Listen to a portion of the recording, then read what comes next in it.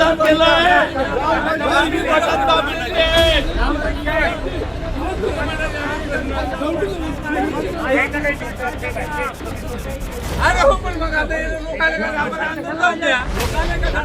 आम्ही समस्या मांडतो. निषेध आहे.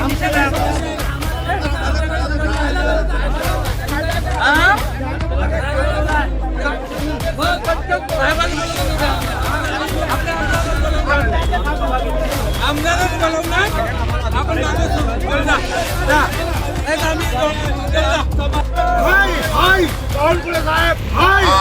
सभेचा आम्ही जाहीर निषेध करतो. या जनतेचा विषय न करता त्यांनी फक्त पदाधिकारी आणि अधिकारी यांचाच विषय घेतलेला आहे आणि आम जनतेला सभागृहातून बाहेर काढलेला आहे.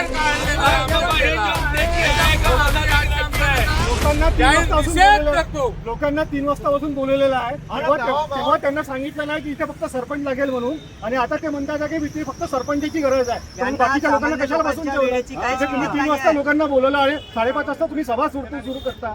सामान्य लोकांशी काही घेतलेलं नाही. तुम्हाला तुम्ही फक्त आपलं काम करायसाठी येऊन राहिले फक्त.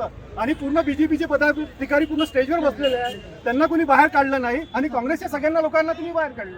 हा कोणता न्याय आहे? आम सभेचा अर्थ असा आहे की आम सभा अशी असते की आम जनतेची असते, आणि आम सभेमध्ये संपूर्ण जनतेचे जे प्रश्न असतात त्या जनतेच्या प्रश्नांना वाचा फोडण्यासाठी ही आम सभा घेतली जाते. आणि आम सभेला महसूल मंत्री सन्माननीय चंद्रशेखरजी बावनकुळे साहेब येणार आहे, पण बरेचसे लोक गावागावातून आले. वेळ 3ची होती, ते लोक 6 वाजता आले, तरी लोक थांबले. परंतु त्या ठिकाणी फक्त जे पदाधिकाऱ्याचं म्हटलं की फक्त सरपंच आणि सचिव हे लोक थांबतील, बाकीचे बाहेर जा, म्हणजे जनतेशी यांना काही घेतलं नाही. आणि म्हणून या आम सभेचा आम्ही निषेध करतो.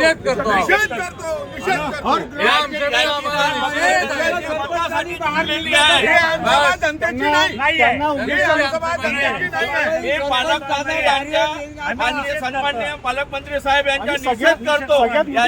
फक्त जनतेसोबत मतदानासाठी जुळलेली आहे, इतर कोणासाठी, इतर कामासाठी नाही. सरपंच सचिव पाहिजे, बाकी कोणी नाही पाहिजे. आणि आम्ही प्रमुख पदाधिकारी असताना बी आज आम्हाला हाल म्हणून बाहेर झाला. म्हणजे सरपंचाला 5% द्या, सचिवाला 2% द्या, हे फक्त म्हणून हे जे आमसभा आहे सामान्य लोकांचा अपमान हे सामान्य लोकांची आमसभा नाही. बावनकुळे साहेब, जनतेला मूर्ख समजता तुम्ही. इथे 6-7 महिन्यानंतर एक कॅमेरा दाखवा तुम्ही, किंवा तुमचे असणारे याचे कार्यकर्ते, तुमचे पदाधिकारी भाजपवाले, त्याने आम्हाला दाखवून द्यावं एखाद कॅमेरा कुठं लागला.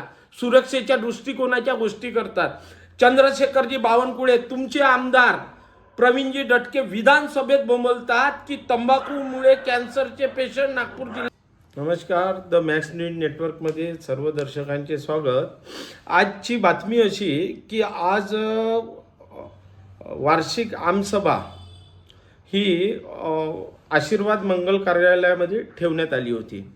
त्या आमसभेला जिल्ह्याचे पालकमंत्री चंद्रशेखरजी बावनकुळे, आपले खासदार बर्वे साहेब आणि आमदार संजयजी मेश्राम हे सगळे उपस्थित त्या आशीर्वाद मंगल कार्यालयामध्ये होणार होते. महत्त्वाचा 3 वाजताची आमसभा, 6 वाजता हे सगळे नेते मंडळी वगैरे वगैरे आले. हे नेते मंडळी आले तिथे पालकमंत्री चंद्रशेखर बावनकुळे यांनी सरपंचा व्यतिरिक्त या हॉलमध्ये कोणीही राहणार नाही असं म्हणून सगळ्या लोकांना तिथून बाहेर काढण्यात आलं. त्यावेळेस काही ग्रामीण भागातले सरपंच, काही कार्यकर्ते, जिल्हा परिषद पंचायत समिती अंतर्गत येणारे लोक यांनी तिथे जोरदार घोषणाबाज्या दिल्या का बा सामान्य माणसासाठी आमसभा, तिथे जर फक्त सरपंचालाच बसवायचं होतं तर तुम्ही तसे आमंत्रण द्यायला पाहिजे होते पंचायत समितीच्या BDOनी. तुम्ही सामान्य जनतेसाठी आमसभा कशाला घेतात? महत्त्वाचं की यावेळेस जेव्हा बावनकुळेंनी बाहेर जेव्हा हाकलायला लावलं पोलिसां थ्रू, त्यावेळेस त्याच्या BJPचे जिल्ह्यातले म्हणा, तालुक्या लेवलचे, शहर लेवलचे काही पदाधिकारी हे स्टेजवर बसून होते. तर काँग्रेसच्या आणि सामान्य जनतेने तिथे रोष निर्माण केला. काँग्रेसच्या कार्यकर्त्यांनी म्हणलं की बा आमच्या खासदार आमदार असताना आम्हाला इथून हाकलत आहे आणि ते खासदार आमदार एकही शब्द बोलत नव्हते.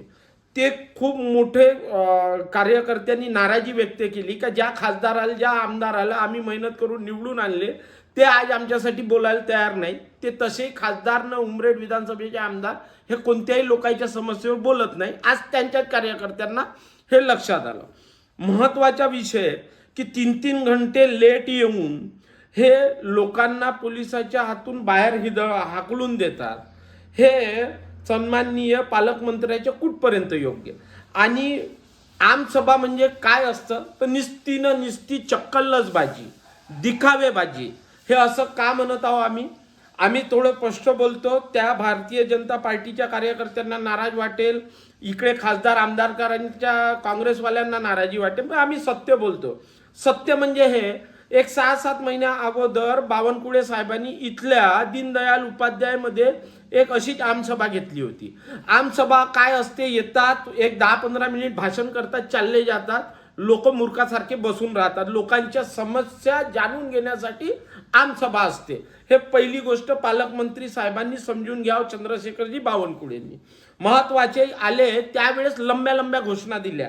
त्या घोषणापैकी एक घोषणा आम्ही सांगतो, जर जनतेला लक्षात असेल तर, आणि जनतेने त्यावेळेसच्या बावनकुळे साहेबांचं भाषण ऐकलेलं होतं.